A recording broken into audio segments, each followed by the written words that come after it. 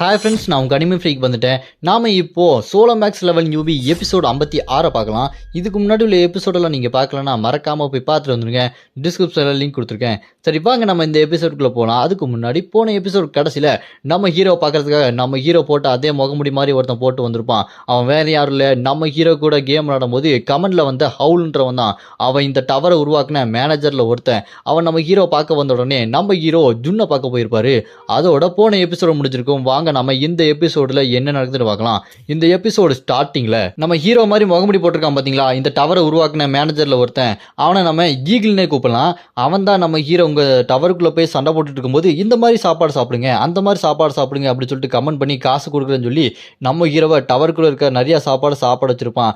அதை எல்லாமே நம்ம ஹீரோ யோசிச்சு பார்த்துட்டு இவன் தான் எனக்கு தேவையில்லாத நிறைய வேலை கொடுத்துருக்கான், இப்போ அவன் ஏன் முன்னாடி வந்து நிற்கிறானா, இதுக்கு பின்னாடி என்ன காரணமாக இருக்கும் அப்படின்னு சொல்லிட்டு யோசிக்கும் போது அப்படியே கொஞ்ச நேரத்துக்கு முன்னாடி அந்த காரில் விட்டு இறங்கி வந்து நம்ம ஹீரோ கிட்ட பேசினான் பார்த்தீங்களா, அந்த டைமில் அவன் என்ன பேசியிருக்கான் அப்படின்னா, நீ 23வது ஃப்ளோரில் போய் அங்கே இருக்கிற சன் வாட்டரை எடுத்து நீ தோர் லோக்கியோட மரத்தை திரும்ப உயிரோடு கொண்டு வர தானே போகிற அப்படின்னு சொல்லும்போது அதை கேட்டு நம்ம ஹீரோவும் பரவாயில்லையே உனக்கு எப்படி இந்த விஷயம் தெரிஞ்சிருக்கு அப்படின்னு சொல்லிட்டு கேட்டோன்னே அதுக்கு அவனும் அப்படி நீ பண்ணுறதா இருந்தால் என்னையும் கூட்டு போ, ஆனால் உன்னோட ஃப்ரெண்ட்ஸ் நிறைய பேர்லாம் வரக்கூடாது, யாராச்சும் ஒருத்தங்க மட்டும் வரலாம் அப்படின்னு சொல்லும்போது அதை கேட்டு நம்ம ஹீரோ அப்படியா இது என்னடா புது கதையாக இருக்குது, நான் எதுக்கு நீ சொல்கிறதெல்லாம் கேட்கணும் அப்படின்னு சொல்லிட்டு நம்ம ஹீரோ கேட்டோன்னே அதுக்கு அந்த ஈகிள் சொல்லுவான், தம்பி நான் சொல்கிறத கேட்டால் நிறைய விஷயங்கள் உனக்கு தெரியும், இல்லைனா ஒன்றும் பிரச்சனை இல்லை, உனக்கு நிறையா ரகசியம் தெரியாமல் அப்படியே காத்தா கரைஞ்சு போயிடும் அப்படின்னு சொன்னோன்னே அதை கேட்டு நம்ம ஹீரோவும் இப்போதைக்கு எதுவும் முடிவு பண்ண வேண்டாம், ஏன்னா என்னோட பவர் இவன் மேலே யூஸ் ஆக மாட்டேங்குது, இவன் கொஞ்சம் ஸ்ட்ராங்காக இருக்கான், இவனை கொஞ்சம் விட்டு பிடிப்போம் அப்படின்னு சொல்லிட்டு தான் அப்படியே இந்த பக்கம் நம்ம ஹீரோ ஜுன்னை தேடி வந்திருப்பாரு.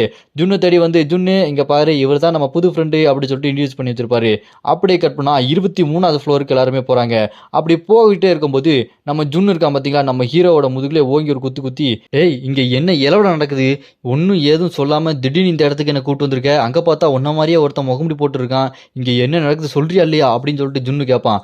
அதுக்கு நம்ம ஹீரோ இப்போ நான் சொல்கிறத கவனமாக கேளு, நம்ம கூட வந்திருக்கவன் நல்லவனா கெட்டவனா இன்னும் தெரியாது, ஆனால் அவன் நம்மளை விட ரொம்ப பவர்ஃபுல்லானவன், நம்மளுக்கு ஃப்ரெண்டாக போகிறானா எதிரியாக போகிறான்னு இதுக்கப்புறம் தான் தெரிய போகுது, அதனால் எதுவும் கேட்காம அமைதியாவா அப்படின்னு சொன்னோன்னே அதை கேட்டு ஜுன்னு என்னது ஜின்னை இந்த மாதிரி இவனை பார்த்து பயப்படுறான் அப்படின்னா கண்டிப்பாக அவன் மனுஷனாக இருக்கிறதுக்கு வாய்ப்பே இல்லை, இவன் யாராக இருப்பான் அப்படின்னு சொல்லிட்டு ஜுன்னு மனசில் யோசிச்சுட்டு இருப்பான். அப்படியே வாங்க இந்த பக்கம் போகலாம் அப்படின்னு சொல்லிட்டு அந்த ஈகிள் கூட்டு போவானா, இங்கே பார்த்தா அங்கே பள்ளத்தாக்கில் தண்ணிலாம் ஓடிட்டு இருக்கும், அங்கே ஒரு வாசல் இருக்கும், அதுக்குள்ளே இருக்க ஒரு கோயில் வழியாக தான் அங்கே உள்ளே போய் அந்த சன் வாட்டரை எடுத்து அந்த மரத்தை உயிரோடு கொண்டு வர முடியும் அப்படின்னு சொல்லும்போது அந்த தண்ணிக்குள்ள வந்து மிகப்பெரிய ஒரு இம்மார்டல் அயன்கிளாட் ஆக்டோபஸ் ஒன்று வரும் பாருங்க, அதை பார்த்து நம்ம ஹீரோ இந்த வந்துருச்சு இல்லை, டே ஜுன்னு வா 2 பேரும் சண்டை போட்டு அதை தோக்கடிப்போம், ஒருவேளை அது டென்டிகல்ஸ் எல்லாச்சும் ஒன்றும் இல்லை சாவி இருக்கலாம், வா 2 பேரும் போய் தேடுவோம் அப்படின்னு சொல்லிட்டு நம்ம ஹீரோ ஜுன்னு கிட்ட சொன்னோன்னே அதை கேட்டு ஜுன்னு கடுப்பாகி டேய் ஏன்டா என் உயிரை போட்டு வாங்குற, ஏதாச்சும் ஒன்று முன்னாடியே சொல்லுடா, கடைசி நேரத்தில் என் உயிரை போட்டு வாங்குறதே அவன் வேலையாக போச்சாடா அப்படின்னு சொல்லிட்டு நம்ம ஹீரோவை பார்த்து கத்திக்கிட்டு இருப்பான். அதை கேட்டு நம்ம ஹீரோவும் என்ன பண்ணுறது என் ஸ்டைலே அதுதான் அப்படின்னு சொல்லிட்டு நம்ம ஹீரோ சிரிச்சுட்டு அவனோட வெப்பனை எடுத்துகிட்டு இருப்பான். இங்கே அந்த ஈகிள் இருக்கான் பாருங்க, இவங்க 2 பேரும் சண்டை போடுறத அப்படியே இங்கே உட்காந்துட்டு வேடிக்கை பார்த்துட்டு இருப்பான் ஏதோ படத்தை பார்க்குற மாதிரி. அப்படியே இந்த பக்கம் பார்த்தா க்ளோரி சிட்டியில், அதாவது டவருக்கு வெளியே இருக்க சிட்டி, அங்கே நம்ம அலிஸ் வேம்பர் இருக்கா பாருங்க, அவ இந்த ட்வின்ஸ் ஒருத்தங்க 2 கிறுக்கு ட்வின்ஸ் இருப்பாங்க பார்த்தீங்களா, அதில் அந்த பொண்ணு டீம்னை கூப்பிட்டு இதுக்கு முன்னாடி உங்கள் உடம்புக்குள்ள தோர் லோக்கி வந்தாங்கல்ல, அதே மாதிரி நான் இன்னொரு கடவுளை சமன் பண்ண போகிறேன் உனக்கு ரெடியா அப்படின்னு சொல்லிட்டு அலிஸ் கேட்டோன்னே அதுக்கு அந்த கிறுக்கு பொண்ணு டியூன் இருக்கா பாருங்க, அவ நான் இதுக்கு முன்னாடியே பண்ணியிருக்கேன்ல, என் உடம்புக்குள்ள கடவுள் வந்திருக்காங்க, அதனால எனக்கு செம்ம ஃபன்னாக இருக்கும், மறுபடியும் நீ பண்ணு அப்படின்னு சொல்லும்போது அங்கே நம்ம அலிஸ் வேம்பர் அந்த பொண்ணு உடம்புல அந்த கடவுள் வர வைப்பாங்க. இந்த தடவை என்ன கடவுள் அப்படின்னா அந்த டவருக்குள்ள இருக்கிற அந்த கேப்ரியல் ஏஞ்சல் இருக்காங்க பார்த்தீங்களா, அந்த கேப்ரியல் ஏஞ்சலை தான் இப்போ இந்த பொண்ணோட உடம்புக்குள்ள வர வச்சிருக்காங்க. அப்படி அந்த உடம்புக்குள்ள அந்த கடவுள் வந்த உடனே நீ தான் என்ன வர வச்சியா, நான் தான் ஏஞ்சல் உலகத்தில் இருக்க கேப்ரியல் ஏஞ்சல், நான் இங்கே வந்துட்டேன், சரி வா வெளியே போய் சுற்றி பார்க்கலான்னு சொல்லிட்டு வெளியே இருக்க உலகத்தை சுற்றி பார்த்தோன்னா ஓ இதுதான் டவருக்கு வெளியே இருக்க உண்மையான உலகமா, மனுஷங்க இங்கே ரொம்ப ஒத்துமையாக வாழ்ந்துட்டு இருக்காங்க, சாப்பாடு இதெல்லாம் என்னது வித்தியாசமாக இருக்குது அப்படின்னு சொல்லிட்டு அங்கே இருக்கிற ஒவ்வொரு சாப்பாடையாக பார்த்து பார்த்து வாங்கி சாப்பிட்டுக்கிட்டே இருப்பா, ஐஸ்கிரீமு சாக்லேட்டு கேக்குன்னு சொல்லிட்டு சூப்பராக இருக்கே, இந்த மாதிரி சாப்பாடெலாம் நான் பார்த்ததே இல்லைன்னு சொல்லிட்டு சாப்பாடு சாப்பிட்டுக்கிட்டே இருப்பா. அதை பார்த்துட்டு அலிஸுக்கு ஒருவேளை முதல்ல நான் பூமிக்கு வரும்போது நான் ஜின்னியும் இந்த மாதிரி தான் கடுப்பேற்றணும் அப்படின்னு சொல்லிட்டு செம்ம கடுப்பில் அப்படியே இருப்பா. அப்புறமா என்ன சொல்லுவா, இந்த மாதிரி ஜின்னி இதை கொடுக்க சொன்னாங்க அப்படின்னு சொல்லிட்டு ஒரு தபால் மாதிரி கொடுப்பா. அந்த தபாலை எடுத்து பார்த்தோன்னா என்ன இதில் முழுசாக ஒன்றும் போடாமல் க்ளூ மட்டும் ஏதோ கொடுத்து வச்சிருக்காங்க அப்படின்னு சொல்லும்போது அதை கேட்டு அங்கே அலிஸு இது கொடுத்தது ஜின்னு தான், அவர் க்ளூ கொடுத்துருக்காரு, இதை வச்சு நீங்கள் அதை வச்சு கண்டுபிடிச்சிக்கோங்க அப்படின்னு சொல்லும்போது அதை கேட்டு கேப்ரியல் இங்கே பாரு இந்த மாதிரி என்கிட்ட விளையாட வேலை வச்சுக்காதீங்க, ஏன்னா தெரசாவை நான் கண்டிப்பாக எங்களோட ஏஞ்சல் உலகத்துக்கு கூட்டு போகணும், அதுக்கு இந்த புக்கு ரொம்பவே முக்கியம், நீங்கள் இந்த மாதிரி பண்ணிட்டு இருந்தீங்கன்னா பார்த்தீங்கன்னா எனக்கு வேற வழி இல்லை, என்கிட்ட ஒரு ஆஃபர் இருக்கு அலிஸு. அது என்ன ஆஃபர்னா, இந்தா இதுதான் ஆப்பிள்.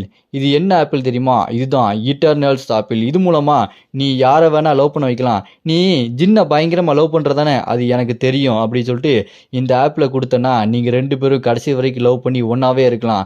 அதுக்கு பதிலாக அந்த மந்திர புக்கையும் தெரசாவை இங்கேருந்து கொண்டு போகிறதுக்கான ஐடியாவும் நீ தான் சொல்லணும் அப்படி சொல்லும்போது, அதை கேட்டு அந்த அலிஸும், ஓ நீ உண்மையாலுமே ஏஞ்சல் தானா? ஆனா நீ டீலிங் போறத பார்த்தா ஒரு டீமன் மாதிரில இருக்கு அப்படி சொல்லிட்டு அலிஸ் அப்படி வில்லத்தனமா சிரிச்சுக்கிட்டு இருப்பா. அப்படி இந்த பக்கம் பார்த்தா நம்ம ஹீரோ ஆக்டோபஸ் கொன்னுட்டான் போல இருக்கு. அதோட டென்டகல்ஸ்லாம் வெட்டிட்டு சமையல் பண்ணிட்டு இருப்பான். சமையல் செஞ்சு அந்த மாஸ்க் போட்டிருக்கான் பார்த்தீங்களா ஈகிள், அவனுக்குலாம் சமைச்சு கொடுத்து, எப்படி இருக்கு நல்லா இருக்கா அப்படி சொல்லிட்டு கேட்கும்போது, ம் என்னது இது, சரி நல்லா இருக்குன்னே சொல்லுவோம் அப்படி சொல்லிட்டு அந்த முகமுடி போட்டிருக்க ஈகிள் அப்படி முகமுடியை கழட்டி சாப்பிட்டுக்கிட்டு, சாப்பாடு சூப்பராக இருக்கே அப்படி சொல்லிட்டு சாப்பிட்டுட்டு இருப்பான். சரி நீ இப்போ உன்னை பற்றி சொல்லு அப்படி சொல்லிட்டு நம்ம ஹீரோ கேட்டோன்னே, என்ன சொல்லணும், நான் தான் இந்த டவரை உருவாக்குன ஒரு அட்மினிஸ்ட்ரேட்டர் அப்படி சொன்னோன்னே, அதை கேட்ட ஜுன்னு, என்னது இந்த டவரை உருவாக்குன அட்மினிஸ்ட்ரேட்டரா, எப்படி இவன் இங்கே வந்தான் அப்படின்னு சொல்லிட்டு ஜுன்னு ஆச்சரியமா பார்த்துட்டு இருக்கும்போது, நம்ம ஹீரோ இன்னும் கொஞ்சம் தெளிவாக சொல்லலாமே அப்படி சொல்லிட்டு அங்கே ஈகிள் கிட்ட கேட்டோன்னே, அதுக்கு ஈகிள், என்னால் தெளிவாக சொல்ல முடியாது, சிம்பிளாக சொல்ல போனால் இந்த டவரை உருவாக்குன மேனேஜரில் நானும் ஒருத்தன், இந்த சிஸ்டம் உருவாக்குனதும் நாங்கள் தான் அப்படி சொல்லும்போது ஜுன்னுக்கு அப்படி தலையெல்லாம் சுற்றும். எனக்கு ஒன்றுமே புரியல, இவன் எப்படி இங்கே வந்தான் அப்படி சொல்லிட்டு கேட்டுட்டு இருக்கும்போது, அதுக்கு நம்ம ஹீரோ, சரி நீ எதுக்காக இங்கே வந்த அப்படி சொல்லிட்டு நம்ம ஹீரோ அந்த ஈகிளை பார்த்து கேட்டோன்னே, அதுக்கு அந்த ஈகிள், நான் எதுக்காக வந்திருக்கேன்னா, சிஸ்டம் எப்போதுமே எல்லாத்தையுமே கண்ட்ரோல் வச்சிருக்கோம், ஆனால் 50வது ஃப்ளோரில் இருக்கிற அந்த பழங்காலத்து கடவுள் எல்லாமே நாங்கள் போட்ட சிஸ்டத்தை எல்லாத்தையுமே பிரேக் பண்ணி அதை விட்டு வெளியே வந்துட்டு இருக்காங்க. அதில் முக்கியமாக ஒரு ஆள் இருக்கான், அவங்க எங்களில் 3 பேரை கொன்று மிகப்பெரிய சக்தி வாய்ந்தான வந்துட்டு இருக்கான். அவனோட பேர் த மேன். அந்த மேனை எங்களால் சமாளிக்கவே முடியல. அப்படி அவனை எங்களால் சுத்தமாக சமாளிக்க முடியாமல் போய் ஏற்கனவே 3 பேரை கொன்னவன் எல்லாத்தையுமே கொன்று டவர் அவனுக்கு சொந்தமாக்கிட்டானா, மனுஷனால இந்த டவருக்குள்ளே ஒன்றுமே பண்ண முடியாது, டவரில் அவங்களால ஒன்றுமே ஜெயிக்க முடியாது, இதுக்கப்புறம் அவனுக்கு டவர் சொந்தமாக போயிடும். அதுக்காக தான் நான் உன் பின்னாடி வந்த ஜின், உன்னால் இந்த மொத்த டவருமே முடிக்க முடியுமா, அதுக்கு உங்ககிட்ட சக்தி இருக்கான டெஸ்ட் பண்ண தான் வந்தேன்னு சொல்லிட்டு அந்த ஈகிள் நம்ம ஹீரோவை கை கட்டி பேசிட்டு இருப்பான். அப்படியே கட் பண்ணா இந்த பக்கம் அந்த மாஸ்க் போட்ட ஈகிள் மாதிரியே இன்னொருத்த மேனேஜர், இவனோட பேர் நைரலாபாத். இந்த நைரலாபாத் நின்றுட்டு இருக்கும்போது அங்கே ஒரு பொண்ணு வரா, இவளோட பேர் செரி. அவன் வந்து ஒரு மேனேஜர் மாதிரி தான், அவனுக்கு கீழே இந்த செரின்ற பொண்ணு வேலை பார்த்துட்டு இருக்கா. அவன் இங்கே வந்தோடனே அந்த நைரலாபாத், வந்துட்டியா, ஆனால் வளராமல் இன்னும் குட்டி பொண்ணாவே இருக்கி அப்படி சொல்லும்போது, அதை கேட்டு அந்த செரி பொண்ணும், உங்கள் முன்னாடி நான் எப்பவும் குட்டி பொண்ணாக தான் இருப்பேன், நான் வளரவே மாட்டேன், நீங்கள் தான் என்னை விட பெரிய ஆள் அப்படி சொல்லும்போது, அதை கேட்டு அந்த நைரலாபாத், சரி சரி, நம்மளோட தலைவி ராஜமாதா என்ன சொல்லியிருக்காங்க அப்படின்னா, முக்கியமான ஒரு விஷயம், அதாவது அழிவு காலத்துக்காக ரெடி பண்ண சொன்னாங்க அப்படி சொல்லும்போது, அதை கேட்டு சரி என்னது அழிவு காலமா, அப்படின்னா டவரில் இருக்க ஒரு முக்கியமான ஃப்ளோரையே மொத்தமாக காலி பண்ணுமே அதுவா அப்படி சொல்லிட்டு கேட்டோன்னே, அதை கேட்டு இரு பதறாத, கொஞ்சம் ரெடி பண்ணணும், அதுக்கு நீ இவ்வளோ அவசரப்பட வேண்டாம், நீ அதுக்கான வேலையெல்லாம் கொஞ்சம் போய் பாரு. அது மட்டும் இல்லாமல் முக்கியமாக ஒரு ஆள்கிட்ட போய் 23வது ஃப்ளோரில் அந்த ஸ்ப்ரிங் ஆஃப் சன் வாட்டர் இருக்கு பாரு, அதில் ஒருத்தன் இருப்பான், அவனை போய் முக்கியமான ஒரு பிளேயர் வரான், நீ கொஞ்சம் ஜாக்கிரதையா இரு அப்படின்னு சொல்லிட்டு நீ ஒரு எச்சரிக்கை கொடுத்துட்டு வா அப்படி சொல்லிட்டு அந்த மேனேஜர் இந்த செரி பொண்ணுக்கிட்ட சொல்லிட்டு இருப்பான். அப்படியா, யார் அது அப்படி சொல்லிட்டு உடனே நான் போகிறேன் அப்படின்னு சொல்லிட்டு அங்கேருந்து ஓடிடுவா. இந்த பக்கம் அந்த லேபரின் அந்த பொண்ணை பார்த்துட்டு, இந்த பொண்ணு நல்லா தான் வேலை பார்க்குறா, ஆனால் இவ வேலைக்கு ஆவாளா தெரியலையே அப்படி சொல்லிட்டு யோசிச்சுக்கிட்டு அப்படியே கட் பண்ணா இந்த பக்கம் அந்த ஸ்ப்ரிங் ஆஃப் சன் அந்த வாட்டரை எடுக்கிறதுக்காக நம்ம ஹீரோ ஈகிள் அப்புறம் ஜுன்னு எல்லாருமே அந்த கோயிலுக்குள்ளே போய்கிட்டே இருப்பாங்க. அப்படி போகும்போது ஜுன்னு மனசுக்குள்ளே யோசிச்சுட்டு இருப்பான், என்னது இவனை கேட்டால் இந்த டவருக்கு மேனேஜருங்கிறான், இந்த ஜின்னை கேட்டால் என்னமோ இந்த டவரை முடிக்க வந்தவங்கிறான், இவங்களாம் பார்த்தா அவ்வளோ நல்லவங்கள மாதிரி தெரியலையாடா அப்படின்னு சொல்லிட்டு மனசில் யோசிச்சுட்டே நடந்து போயிட்டு இருப்பான். அப்படி போகும்போது முன்னாடி பார்த்தா பயங்கரமான ஒரு சிலை இருக்கும். அந்த சிலையோட பேர் ரெகுலஸ். இந்த சிலை ஒன்று மட்டும் இல்லை, இதை மாதிரி நிறையா இருக்குது, இதுதான் இந்த கோயில் பாதுகாக்கிற ஒரு பாதுகாவலர் அப்படின்னு சொல்லிட்டு அங்க இருக்கிற அந்த முகமுடி போட்ட ஈகிள் சொன்னோன்னே, அதை கேட்டு ஜின்னு இருக்காம பாருங்க நம்ம ஹீரோ சண்டைக்கு ரெடியா இருவான். அந்த சிலையெல்லாம் அப்படி நகுண்டு உயிரோட வந்து சண்டை போட ஆரம்பிக்கும். அதை பார்த்துட்டு இங்கே ஜுன்னும், என்னடா நான் மட்டும் தான் பதட்டப்படுறேன், ஜின்னும் சரி இந்த ஈகிளும் சரி அசால்ட்டாக நின்றுருக்கானுங்க, அப்படின்னா சரி நானும் அசால்ட்டாக சண்டை போடுறேன், நானும் எதை பற்றி கவலைப்படாமல் சும்மா மாசா சண்டை போடுவேன் அப்படின்னு சொல்லிட்டு அங்கே நம்ம ஜின்னு ஸ்வாட் எடுத்து சண்டைக்கு ரெடியாவான். அங்கே இருக்க பெரிய பெரிய சில மான்ஸ்டர்லாம் சண்டைக்கு அப்படியே ஓடி வந்துட்டு இருக்கோம். அப்படியே கட்டினா இந்த பக்கம் அந்த வாட்டர் இருக்கு பார்த்தீங்களா, இதுதான் அந்த ஸ்ப்ரிங் ஆஃப் சன்னு போல. அந்த சன் அந்த வாட்டரில் ஒருத்தன் பயங்கரமாக இருக்கான், அவன் அந்த வாட்டரில் குளிச்சுட்டு இருக்கான். இவன் தான் அந்த கோயிலோட கடவுள் லூபு. இவன் அப்படியே தண்ணியில் குளிச்சுட்டு இருக்கும்போது அந்த செரி பொண்ணு இருக்கா பார்த்தீங்களா, அவன் இவனை எச்சரிக்கை தான் வந்திருக்கா, இங்கே பாருங்க நான் ஒரு மேனேஜருக்கு அசிஸ்டண்டாக வேலை பார்க்குறவன், அதனால நான் சொல்கிறது கவனமாக கேளுங்க, இங்கே ஒரு பவர்ஃபுல்லான பிளேயர் வந்துட்டு இருக்கான், அவன் வந்தானா கொஞ்சம் கஷ்டங்க, கொஞ்சம் கவனமாக இருங்க அப்படி சொல்லிட்டு எச்சரிக்கை பண்ணோன்னே, அதை கேட்டு அந்த கடவுள் அப்படியே எந்திரிச்சு நின்று அந்த ஸ்க்ரீனில் பார்த்துட்டு இருக்கும்போது வெளியே பார்த்தா அங்கே 3 பேர் இருப்பாங்க பார்த்தீங்களா, நம்ம ஹீரோ ஈகிள் ஜுன்னு. இதெல்லாம் பார்த்துட்டு, ஓ நீ அந்த மேனேஜரோட அசிஸ்டண்ட்டு, நீ ஏன் வந்து எனக்கு வார்னிங் பண்ணுறனா, இவன் அவ்வளோ பெரிய அப்பட்டக்கிறா, இன்னும் அவ்வளோ பெரிய அப்பட்டாக்கிற என்ன இருந்தாலும் பரவாயில்ல, அவன் வரட்டும் நான் பார்த்துக்கிறேன். இந்த மாதிரி ஒரு சேலஞ்சை நான் எதிர்பார்த்து காத்துக்கிட்டு இருந்தேன். இவன் எவ்வளோ ஸ்ட்ராங்காக இருக்கான்னு நான் பார்க்குறேன் அப்படின்னு சொல்லிட்டு அவன் சிரிச்சிட்டு சொன்னோன்னே, அதை கேட்ட அந்த செரி பொண்ணு, யோ பைத்தியக்கார கடவுள் என்னையா சொல்லிட்டு இருக்க, அவன் உள்ளே வந்து உன்னை போட்டுல போகிறான்னு சொல்லிட்டு இருக்க, நீ பாட்டுக்கு என்னமோ வரட்டும்னு சொல்லிட்டு இருக்க அப்படின்னு அந்த பொண்ணு கேட்டோன்னே, அதெல்லாம் ஒன்றும் இல்லைம்மா, நான் கடவுள் நான் பார்த்துக்கிறேன்.